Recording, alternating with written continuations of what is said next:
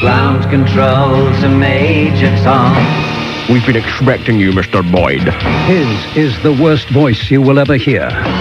Will he offer me his teeth? The Tommy Boyd Show will teach you nothing. Nothing. Always read the label. Nothing but iniquity and wickedness. If you really bug me, then I'll say goodbye.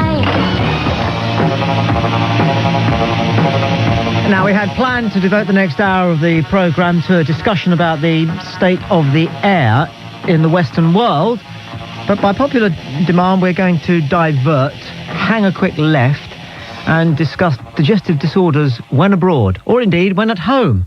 Free call 0500 10 53 89. Call by me. We'll talk about what people want to talk about. And here's a good question. This is a good question. This is a question nobody can answer. So if you're stuck with somebody who think they know, ask them this. Do Egyptians get the runs when they come to Britain? Ha ha. Because my educated guess would be that they do. They do.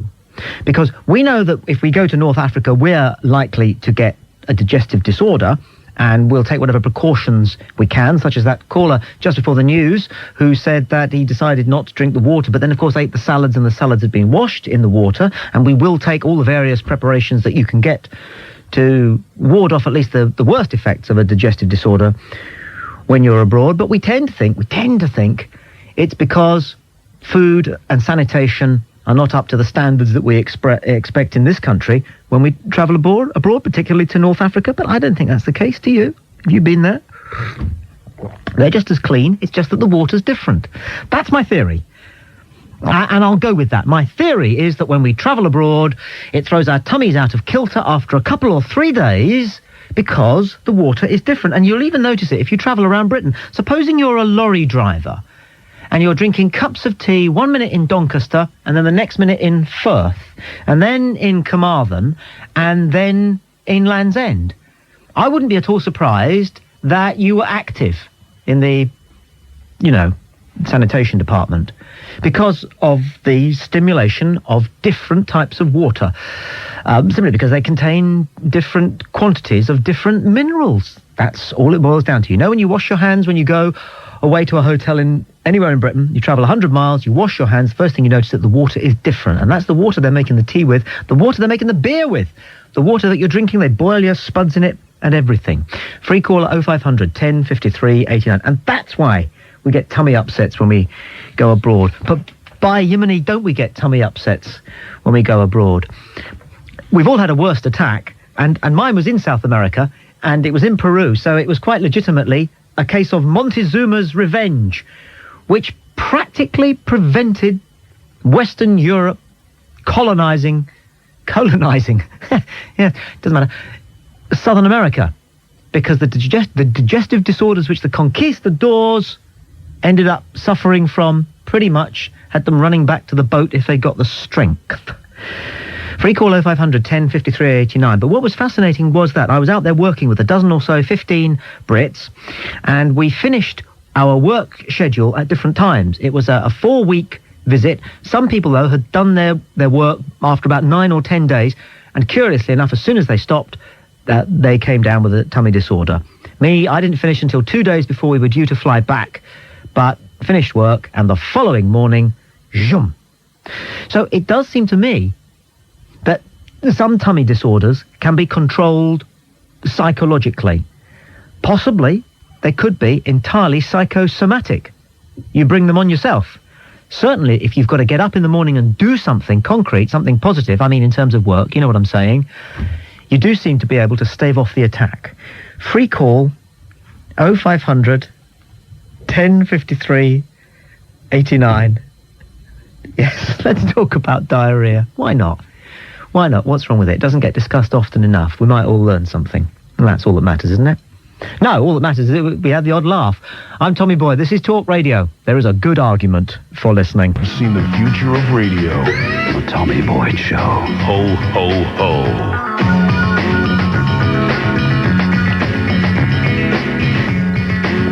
We're talking to Andy, who calls from Northants. Andy, you're on Talk Radio. Hello. Tommy, I had it real bad, mate. What happened? I was stuck on a 17-seater plane in Venezuela going to see Angel Falls, which is the largest waterfall, and I had a touch of the old diarrhea.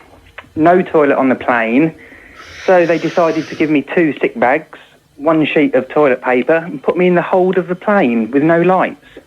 Oh, babe. It was fun. It was fun. Nice, plenty of cloud. I didn't know they were allowed to have planes with no toilets. Well, I'm afraid this one didn't. I mean, well, you know yourself, in South America, I think they can get away with just about anything. How long had you been in South America for before you had this attack? Well, we were staying on an island called Margarita, which is just off the coast, and we've been there for about 2 weeks. Mm-hmm. I've been suffering for the full 2 weeks. Mm. Oh, every 5 minutes I was sitting there, and I told the missus that I couldn't go on the actual the trip to the waterfalls, and she turned on the old waterworks and persuaded me to go along. Mm. There's something ignominious about getting an attack of the runs, isn't there?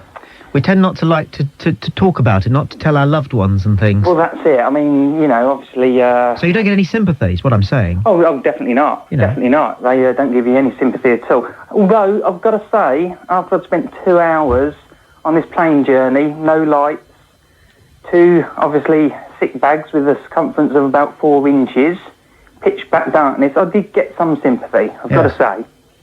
Yes. And I will ask the question, what happened to the sick bags when you'd finished? Oh, I just screwed the top up and chucked them over my shoulder. Luckily, in the hold, there was one of those large square thermos boxes. Yes. With loads of cold drinks and some iced water in there. Yes. So I could always wash my hands after. How can one avoid the runs if you go abroad? We read, don't we, that the Queen has, for decades now, taken crates of... It was Malvern water. It was specified as Malvern water. I think that was the only British mineral water that you could get when Buckingham Palace decided that the best way to avoid a touch of tummy trouble when you go abroad is to take your own water. But what is the best way to avoid it? When the English cricket team goes to play on the subcontinent and do badly, they always talk about the fact that they all collect tummy troubles, even though they don't only take their own water when they tour, they take their own food. And they travel the length and breadth of India and Pakistan with suitcases full of baked beans. But they still get the runs. In free call 0500 10 53 89. You could go so far as to say, it might be God's way of telling mankind to stay at home. Tony calls from Oxford. You're on Talk Radio. Hello, Tony. Hi, Tommy. Interesting thing that if you go and stay in France, you just go and stay with a family, they say to their children, when you go to England, don't drink the water. Mind you, having lived in Cornwall for 20 years and lived at Wadebridge, not very far from where the Camelford problem was a few years ago, if you remember it, yes. They're quite right. It's just because... am I right in thinking it's just because the water is different? That's the only reason... I think so. I've never been ill from the water. I've been ill from drinking the Mediterranean and things like that, but I've never been ill from actually changing water. Some people are. And people will think that the weak and the sick are more vulnerable to a condition like this, and yet I read in yesterday's paper that a Queen's Park Rangers forward, Trevor Sinclair, huge... no, he plays for West Ham, now. Great big, hulking athlete that he is, and was taken to hospital because he was out on the golf course and he got a case of the runs, tummy troubles. So there's no way of safeguarding yourself by spending more time in the gym, is there? I don't think so. I think you've got a strong stomach, and I think if you go and buy all these pre-packed bloody foods that you get from supermarkets, there's no mud on them. There's nothing. Your stomach just gets absolutely, used to having this food, which gives you no protection. And I remember reading as well that some women, when they're pregnant, crave mud. Oh, really? So I'm just broadening out a little bit, but to talk about the general curiosities of our digestion and our cravings. Yeah, and in fact, in South America, there is a particular river bank. And the mud that you get on the side of that riverbank is meant to be particularly good if you're pregnant. And the women come from hundreds of miles around to eat the riverbank. Well, I'm going to South Africa in the end of August. I'm getting married on Saturday rather, and that's where we're going, which is where Jill's sister lives. So it's going to be interesting to see what happens over there. Do you think that having a few stiff drinks helps if there is any bacteria in the food or the water? No. Because you do hear that. Friends of mine go out to India on a regular basis, and they've always told, don't drink the water. But unfortunately, they had the ice, which is made of the water, logically. Yes. And whatever you drink it with, it ggets them. It really does get them. This is a very good tip. It's all very well not drinking the water, but if you keep have away from the ice. The ice in is your the killer. GMT, and if you have, a lettuce-based salad, it's probably been washed in the water. Tony, congratulations. Thank you very much. Have a happy marriage. You bet. Yeah, free call 0500 10 53 89, because I worked with a woman in southern Spain, and every evening when we'd finish work, she would say, "It's disinfectant time, dears," which meant you had to go and have a large scotch, and she said that this was because we'd eaten the local food and we'd used the local water, but a large scotch at the end of the working day and we'd be all right the next morning. Of course, you don't argue, do you? Sarah calls from Shoreham. Sarah, you're on Talk Radio. Good afternoon. Oh, good afternoon, Tommy. Well, I was just, when he talked about muds, I was in Greece, on a few small, very isolated Greek islands, and the aged ladies always bathe in mud. But that wasn't what I was going to talk about. It was that I haven't been in Asia, I have to admit, but I have been 2/3 around the world, and I've always taken the local water. I don't go on with, you can't drink it because I think it's a waste of time. But somebody in England gave me some bottled water, and guess what I got? Yes. Dysentery. Yes. So I don't believe in this belief in taking bottled water. No. I've drunk it everywhere, and I know you've travelled into the very far areas. I mean, have you drunk the local water? Darkest everywhere. Well, if I can't get any other water, I will, because I do think that dehydration is a big, big problem, which we face even, you in Shoreham. Yeah. Sarah, we're supposed to drink 2 litres of water a day, but who does that? Well, I don't. No, do I. But there you go. Lots of coffee and the odd pint. It's interesting with the bottled water, because I was in England, got dysentery, but I've been, as I say, in East Mediterranean, Africa, and New Zealand and Australia. And when I got back to England, bottled water, and boy, did I get dysentery. Yes. And the doctor said, "You're not dying, are you?" And I said, "Hopefully not yet." It's very unsatisfying, isn't it? It is. Okay, thanks, Tommy. Bye. All right, bye. Funny. No, I was just going to say it's very unsatisfying to go to the loo if you're loose. Very. And it doesn't seem to affect animals either, does it? See, animals migrate. Now, if it is the water, okay, and your digestive system can't cope with water which has a different balance of minerals, okay, then how do animals that migrate, such as swifts, for example, who spend their summer in England and then they spend their winter in South Africa, okay, they obviously drink very different water, the swifts, when they are in South Africa compared to the water they drink when they're in England. And I've just realised this is a self-defeating piece of evidence, because, of course, most birds are very loose. But anyway, free call 0500 10 53 89. It proves that we're thinking on your behalf. Carol calls from Maidenhead. You're on Talk Radio. Carol. Oh, yes, hello. Hello. A few years ago, we went to Crete. Yes? And we went on a trip, on a coach trip, and when we arrived, my husband said, "I've got to go bad." So he rushed off, and I sat on the beach for about 2 hours. Yes. And he hadn't come back. So, and in the end, he came back. He was all white. So I said, "Well, where have you been?" He said, "I've been to every bar in the town," because he couldn't face going back to the same one twice. No.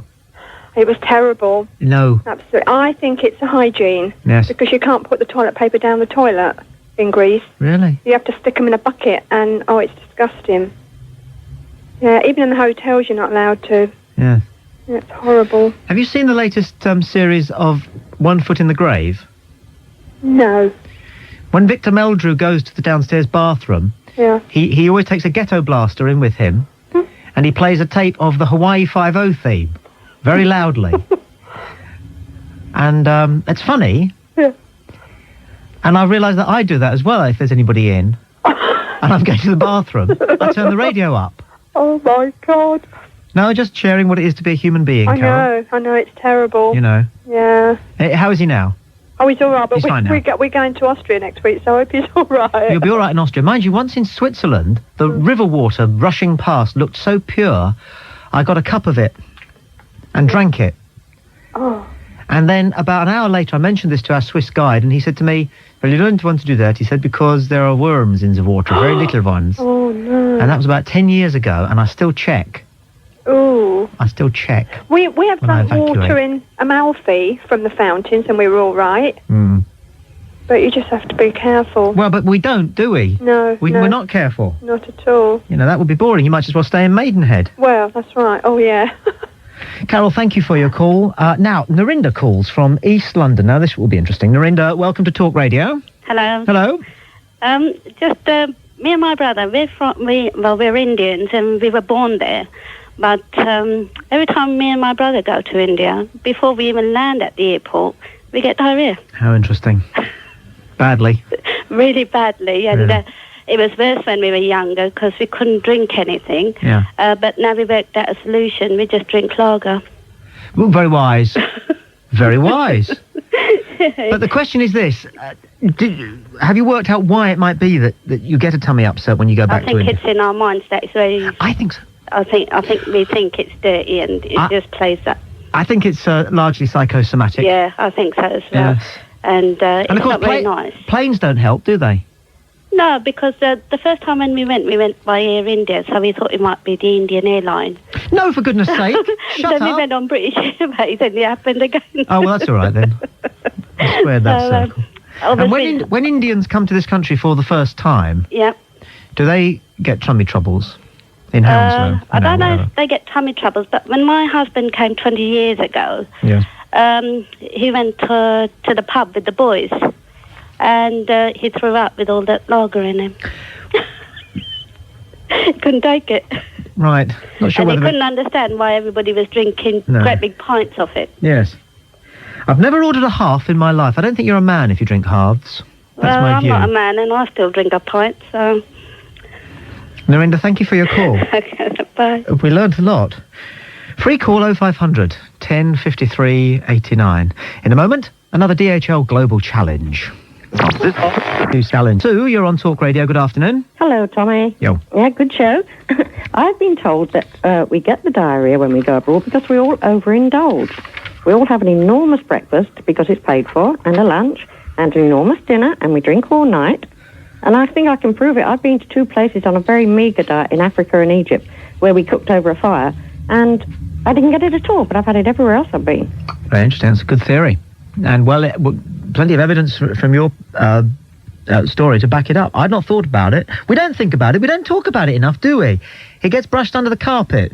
Yeah, well, I find that we Brits, because we go abroad, if we paid full board, then we're going to eat our breakfast, and we're going to eat our lunch, and we're going to eat our dinner, and we're going to drink all night, hopefully. And I think, I was told, a doctor in Egypt told me that we do overindulge when we go abroad. What I like about this is that we're starting to rubbish the idea that foreign countries are dirty compared to us, because not that long ago, that's what an awful lot of Brits believed. Maybe there was some truth in it a while ago, I don't know. But these days it seems to me that standards of hygiene and in the kitchens, restaurants, wherever, and sanitation generally, pretty much on a par with this country wherever you go. Don't you find that? Yeah. Well, I found, as I said, in Africa, we didn't see water for 4 days, not proper water, and we cooked, and we were, really filthy. But it was nothing to do with hygiene at all, I don't think. So, I don't know. It's just a theory of mine that we overindulge, and if you keep to a light diet, you're fine. Sue, thanks for your call. Margaret is next. She calls from Glasgow. Margaret, you're on Talk Radio. Hello. Hello. On my first ever time abroad, I went to Turkey, and I had a terrible case of diarrhea. And Hello. And I was in my bed most of the time and in the bathroom. No joke, is it really? Yes. Just not. You can't go out? No. And I was meant to go on 2 boat trips, and I never went on any of them. Constantly washing out your smalls in the sink? Yes. I know. So how long were you in Turkey for? 2 weeks. And of those 14 days, how many of them were you out and about? About 3 days. Oh, there should be a money-back thing, shouldn't there? Yes. But you'd have to prove that you had the... You'd have to prove to the holiday operator that you had the runs. Yes, I know. Well, that wouldn't be so difficult, I suppose. If there was a rep. There should be some sort of a money-back guarantee if you can't leave your hotel bathroom. What did you put it down to? I think it was just a change of atmosphere. Atmosphere? Yes. Do you mean ambience or what you breathe? Breathe. The air? Yeah. Do you really think so? Yes. Breathing different air? Yes. Gave you the runs? Mm-hmm. No, seriously, you really believe that's the reason? Yes. Now, how would that work? I don't really know. No. But that's your theory. Because you didn't eat and drink very much, did you, before you got your disorder? No. Thank you for your call, Margaret. Right, thank you. Free call 0500 1053 89. Peter's on the line with some remedy ideas. Peter, you're on Talk Radio. Good afternoon. Hello, Tommy. Peter. A tip for your listeners. Yes. When you drink mineral water abroad, Yeah. drink it with gas, carbonated. Con gas? Yeah. Why? A lot of places, to save money, will reuse bottles. So you get still mineral water. Yeah. You drink it, they fill the bottle back up from the tap. Really? Yeah. Is that what you've been told? I think that actually happens. Yeah, but that's what you haven't... You can't be sure it happens. It's what you've been told. I've been told. I haven't seen it. Because what happened to me was the last time I was working in Ethiopia, we ended up in a hotel in Addis, and I used a room that had previously been used by an American airman because there was a war going on there, and the Russians and the Americans were sniffing around. There was actually a man in the bar with a gun. I'd never seen a man in a bar with a gun and a holster full of bullets before. Anyway, I went back to my room and I cracked a beer from the fridge, only it wasn't beer. Right. And what somebody had done, and it was obviously this American airman, they'd snapped the top off the bottle of beer, drunk it, and then replaced it. Right. With, since I swigged from the neck, what I hope was tap water. Right. Okay. I've got another one, actually. Have you? About malaria. Oh, yeah? There's a cluster of AIDS cases around Gatwick Airport.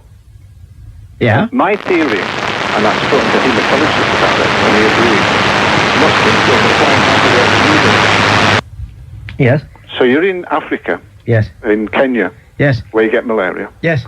A female mosquito, which is the one that carries and bites you, sucks your blood, lands on your knee, you flick it off, yes, and it lands on somebody else because it needs at least 2 injections. Yes. Before it... So you're saying that malaria-contaminated mosquitoes are landing at Gatwick Airport and flying out? Yeah. But they've got a long way to fly, you know, from the tarmac on Gatwick Airport to reach the nearest village. There is a cluster around Gatwick. They're entering up our way in Huddersfield because they can't fly that far. But how far can they fly once they get to this country where it's very actually, cool? I think it was temperature controlled, actually. We need to know. Well... This is it. No, thank you. It has been hushed up, this. I mean, I would never go to Kenya or anywhere where you got malaria. Why? Because you could get AIDS from being bitten by a mosquito. No, you couldn't. No, that's cobblers. Well, a hematologist who has got he comes from Leeds University, told me this. Well, I don't care. I have no reason to doubt him. I have, because he's an expert. Right. And I doubt anybody, especially if they've only got their qualifications from Leeds, when they say that they're an expert. Now, we know that you can't get AIDS from a mosquito. No, we're certain of that. That's absolutely definite.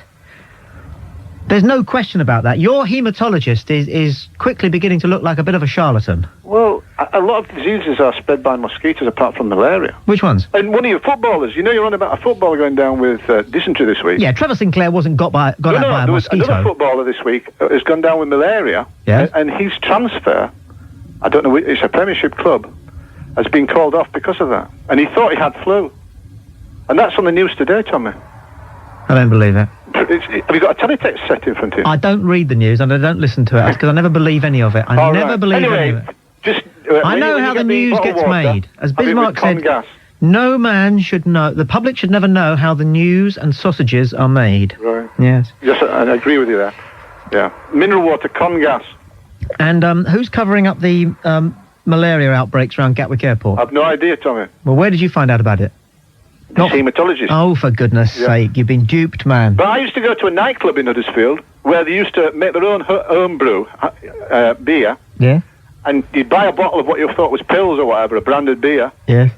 And it was £1 or something like that. Yeah. And they had a little bottling plant around the back. Really? Peter in Huddersfield? You can't be a little bit of human colour, can you? On the other hand, things do fly into planes in other countries and do end up on, British soil or in British airspace. They don't spray planes which are landing in this country in the same way that they, for example, spray planes. If you go to Australia, which I've yet to do, I understand they come down the aisle of the plane with 2 big aerosols of pest killer. They're wearing masks, but they don't think you need them, and they spray the whole of the plane, including you. In fact, especially you. They do that in Australia, but we don't do it here. Now, we know you can't get AIDS from a mosquito bite, although the question was asked years ago, but around about the same time that people were asking the question, can you get AIDS from drinking from a coffee cup that somebody who is infected has drunk from previously? And, you know, we've sidelined all those nonsensical pieces of alarmism. But then, you know, the question is worth wondering, what happens to the wildlife that gets into this country because it flies into a plane, flies around the plane when the plane's in the air, and then flies out of the plane door when the plane's landed? Free call 0500 10 53 89. Paul calls from Hertfordshire. You're on Talk Radio. Hello, Paul. Hello, Tommy. Paul. How you doing? Good, yourself? Fine, thanks, mate. Love your show. Always try to listen to it when I can. You're kind. Right, quick tip for you. If you get diarrhea abroad, is to chew an OXO cube. It won't cure it, but it will thicken it up. Yes, thank you. But I've actually been out in Egypt. Yes? Fishing on Lake Nasser, and we actually bathed, washed, and drank from the lake there, and we didn't have any problems at all. No. None whatsoever. And so, therefore, from that you have learned... Well, I think that, yeah, I've got to say that their lake water, or the water in the River Nile, seems fine. I don't really know what it is, why people get upset so much while they're abroad. I was fine, no problems. There are more stomach disorders in this country nowadays than there have ever been, and a lot of experts, people put this down to the misuse of the fridge. Quite possibly, yeah. Because a lot of people nowadays think, oh, put it in the fridge and it'll be all right, but not necessarily. Yeah, I'll go along with also what that other lady said earlier on, that people go a bit mad when they go abroad. Yes. Start eating things that they're not used to, but they can't just eat them normally. They have to stuff and gorge themselves a lot of the time. It's human nature, I suppose, but we all end up suffering for it. Thanks, Paul. Mark calls now from Liverpool. Hello, Mark. Hello. Welcome to Talk Radio. Hi, Tommy. Everyone's talking about having diarrhea. Yes. Well, I'd love to have it at this moment. I've been constipated for a week. Have you really? Oh, yeah. I tell you, I've had bad guts, and I just every time you go to the toilet, I sit on it for like 20 minutes. Yeah, some fella in there who just come in the place I work in. Yeah. I just said I was full of something. Oh, yeah. You are, aren't you? But I am full of it at the moment. Yeah, well, I mean, like most people, I have a good cup of coffee in the morning after I've read the paper. Uh-huh. Coffee works for me. Some people use a cigarette. Oh, I don't smoke, though. But you drink coffee? I drink coffee sometimes, yeah. Good thick black cup of coffee, first thing? Oh, I could try, but I mean, I've even been off my food and drink at the moment. Oh, dear. But I'm starting to feel a bit better now. Well, I wish you luck. Okay, can I just wish Everton the best for this season? Yes, you can. You better had, hadn't you, really? Yeah. What was all that's going on there? Liverpool will go down. Mind you, I read you're hiring a bit of a goalkeeper. All right. Have you read about this? He's good. I've seen him a few times. He's a good keeper. How do you pronounce it? Simonson, I think it is. Well, that's the Swedish, isn't it? Yeah. We don't want people thinking he's Swedish. No. Because if he's English, we need him. Simonson. All right, thanks for that. Have a good season. All right, and you. Take care. All right, lots of luck. Bye-bye. Scott's on the line. He calls from London. Scott, you're on talk to you. Tommy, I just wanted to say I got the runs last time I was in London from drinking the water in London. Where exactly are you from? I live in Germany. I'm from the United States, Tommy. Whereabouts in the States? Boston. When you went to Germany, did you get the runs? No. In fact, I've been living there for 6.5 years, and I've never gotten the runs living there. But I come to the UK about once every 6 weeks or so. Yeah. And I get into my hotel 6 weeks ago, really late. There wasn't a minibar in the room, and I was incredibly thirsty, so I drank about 2 liters of water out of the tap. And for 3 days, I was headed bad. So I don't know. I think it just... well, you've only got yourself to blame because... Probably just water that you're not used to, like you were saying earlier. We don't drink the hotel tap water. There you go. We're not that stupid. We're not Americans. Well... And what do you lot say about Britain and our hygiene when when you're at home in America? Well, let's put it this way. Because I had the runs, I was always looking for a place to go to the bathroom. And your public toilets that you have to chase down and find in restaurants and pubs and every place else when you're on the go for a week leaves a little bit to be desired, I must say. Scott, thanks for your call. Okay, Tommy. Free call 0500 10 53 89. Next, Street Beat Symphony. DHL Worldwide Express. The British countryside. Peaceful scenes, peaceful sounds. It's a tranquil part of Britain. You'd think, wouldn't you, that drivers in the country would be the safest drivers in Britain. But you'd think wrong. Because if you come from built-up parts of Britain, the first thing you notice when you drive the country lanes of England, Scotland, Wales and Northern Ireland is that the thinner the road, the snakier the road, the faster they drive. And when I say faster, I would guess about 35 to 55% faster than people who've come from built-up parts of Britain, people who have travelled there on dual carriageways, so that they've been travelling at 60 and 70 miles an hour in order to get there. You would expect them to be the ones who are flying around. You would expect country people to be stood at their crossroads and at their dangerous bends in the road, with their palms down, gesticulating to the town folk to slow down, take it easy, you're in the countryside now, what's the rush? But the opposite is true. The opposite is true. Now, I don't know, you'd have to tell me, whether country folk, when they travel to the city, are surprised at how slowly, carefully, and safely everybody drives. But I've never met anybody who didn't find themselves out in the country for the first time in a long time, who didn't find themselves remarking to the person sat next to them in the passenger seat, my God, isn't he bombing along?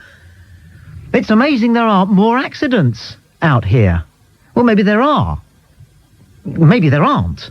Free call 0500 10 53 89.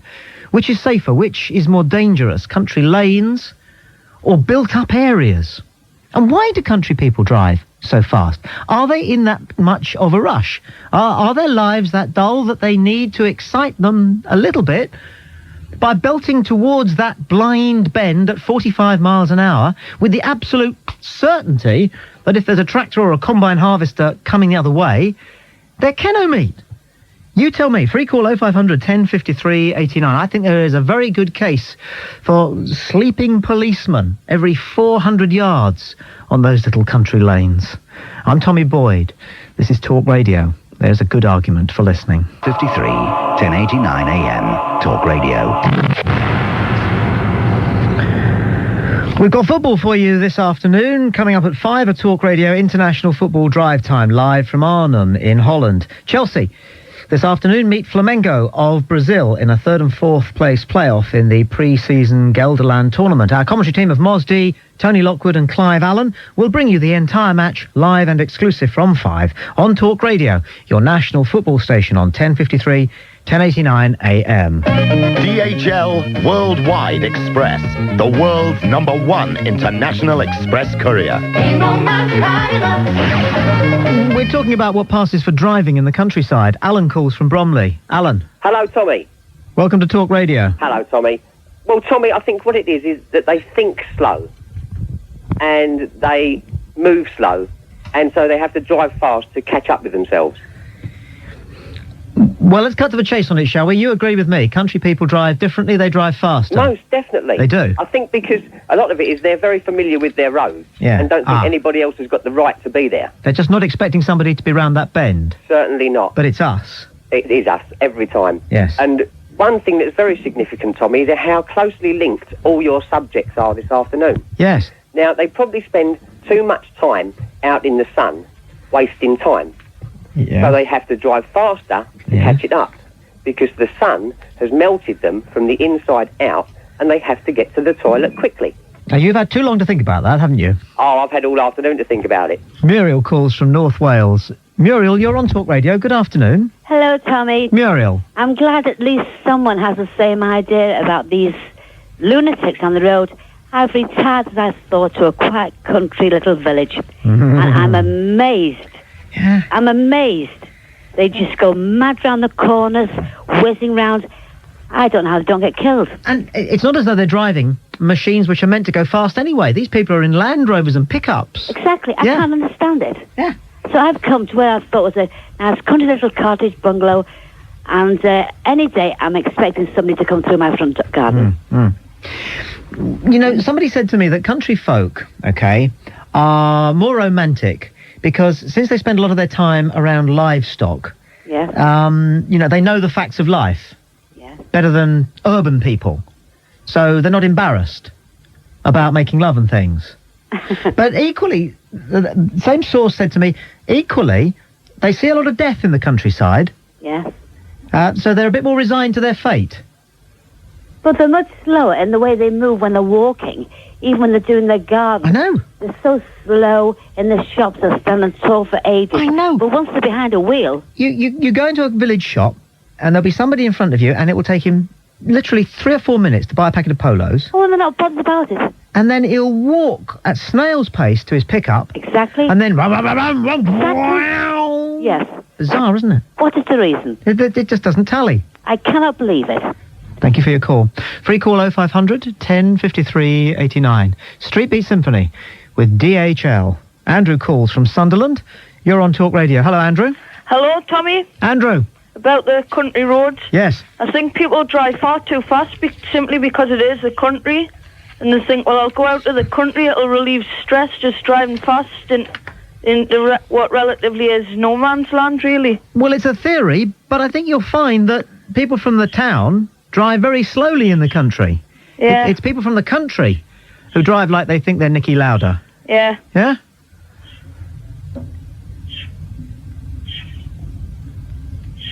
Shall I break the silence, I'll show you? Well, you did, didn't you? Okay. Thanks for your call. Free call 0500 1053 89. Simon's on the line from Bradford. Simon, you're on Talk Radio. Good afternoon. Hi. Hi. I'd like to say that I think it's not actually the people from the country who drive fast. I think it's the people from the city who come into the country who drive fast. No, that's not true. That's what I'd say. No, well, I used to live in the country. I've got my driving licence and I don't drive like a reckless driver. But every day I see people who I know come from a country because they go to my school, but I'm not mentioning names, who just drive around like lunatics. I think it's a game. They misuse the roads. They just abuse it. No, this simply is not true.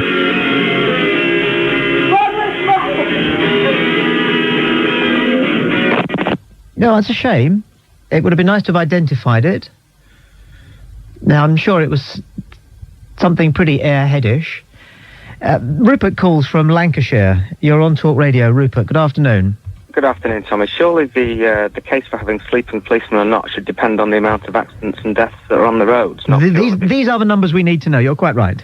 And surely whether you should drive slowly or not isn't really related to whether it's in the country or not. It's related to how many injuries or deaths or accidents there are on those roads. No. Whether somebody's driving too fast or not stands alone. Yes. But an argument for reducing the speed on the roads shouldn't be made just per se willy-nilly. It should be made from some kind of empirical evidence. I mean, do you have figures for extra accidents caused on country roads through overspeeding? It's not a question of whether there are more or less accidents caused by this speedy driving. Mm-hmm. The interesting question is, why do people in the countryside drive much more quickly than people in the town? Well, they know the roads. It's simple. Yes, they know the roads, but when they're driving on those country lanes which have so many blind bends, there seems to be a particularly devil-may-care attitude about the way they take the bends. And is there a proportionate rise in the number of accidents that results from such driving? It's not relevant. Well, of course it's relevant. It isn't relevant because we're not talking about that. We're talking about why they trust that there's nobody around that bend. Well... Because no amount of knowing the lane is going to enable you, unless you're Uri Geller, to know what's round the bend. Well, do you live in the country? Yeah? You do? Yeah. So this is from personal experience. There aren't any facts or figures that you have to back this up. I think people should be able to drive fast in the country if they know the roads, and if there aren't... What age are you? Sorry? What age are you? I am, let's see, 15 years younger than you. What age are you? 29. And do you know anything? I would like to think so. That you've seen with your own eyes and therefore believe to be the case? Yes. Regardless of whether or not they published at the back three-quarters of some newspaper some statistics on it? Oh, I don't read anything I believe in. I don't believe anything I read in the newspaper. Exactly. Precisely my point. All of us who are alive and awake have noticed that people in the countryside drive differently from people in the towns. Well, I've got to go now, but I'd just like to say it's too hot at the moment, isn't it? It's far too hot. Too hot for you? Good afternoon, Tommy. Bye-bye. It's a funny old day, isn't it? Isn't it affecting people? Buster calls from Worcester. You're on Talk Radio. Buster, good afternoon. Right, Tommy. Buster. Yeah, we can't drive fast in the country, can we? No. I was having these tractors, they go as fast as 30 miles an hour. You get the townies behind you, come for a day out when it's hot like this, and they get impatient, start overtaking, catch up, go fast. You lot do quite like to get a trail of cars behind you, though, don't you? Well, we're allowed 8 at the maximum. Yeah, but you like it, don't you? Well, yeah, it's good, isn't it, really? You do like slowing them down, don't you? Well, yeah, because it's in the country, it's all slow, isn't it? Well, Nothing's fast in the country. Yeah, but they've got a nice big smooth saloon car with comfortable seats and a nice dashboard and a decent radio and everything, and you haven't, have you? So you might as well slow them down. Well, yeah, we got air conditioning, stereos. But the trouble is, the seat is the suspension, so you can't go fast because the roads are so rough. Yeah, I mean, you'd rather be in one of those big V8 saloons behind you, wouldn't you, than in your tractor? No, not really. You would? No, I wouldn't. Oh, Buster, be honest. I do my tractor or my Land Rover. Well, if you're not rubbing it in, why don't you pull over and let them go past? Because I'm in the field at the moment. Yeah, oh, right. Just okay. watching them drive round the lanes, flat out. Yes. Now, and what do you drive yourself? Ford tractor. Yeah, With but a what, hedge cutter. yeah, but what do you drive for a vehicle? A Land Rover. Exactly. Exactly. And don't you fly along. You can't fly along in a Land. Of course you can. Of course the you can. fastest you can go is 70, because they don't go no faster. Exactly, but you take some of those blind bends at 45. You know you do, especially late at night. You know you do. Well, you got the lights then, haven't you, so you can see. You can see anything coming your way. If you have the lights on dip, you can see people coming the other way, and as the other callers have mentioned, we know the... What it is, Buster, is those Land Rovers, they are so brick-built, you know that you're going to survive anything, don't you? Well, they ain't brick-built. Mine doesn't survive many things. We'll give the last word on this one to Mike, who calls from Somerset. You're on Talk Radio, Mike. Hi, Tommy. Mike. Hi there. Just moved down to Somerset from London, or the London area, and the driving's crazy. It is, isn't it? You've got these wonderful country lanes, glorious surroundings, and nutters in all sorts of cars, and they've got to drive up your backside, or they're not happy. Mike, thanks for your call. Country people are going to annihilate each other in their lanes, but we should care. DHL Worldwide Express, delivering across the planet. We'll talk again at 3 tomorrow. Football is next. Talk Radio Don't forget to subscribe and like. Comment too if you wish. Even slap your legs and make a purchase from Ann Summers. But don't do nothing.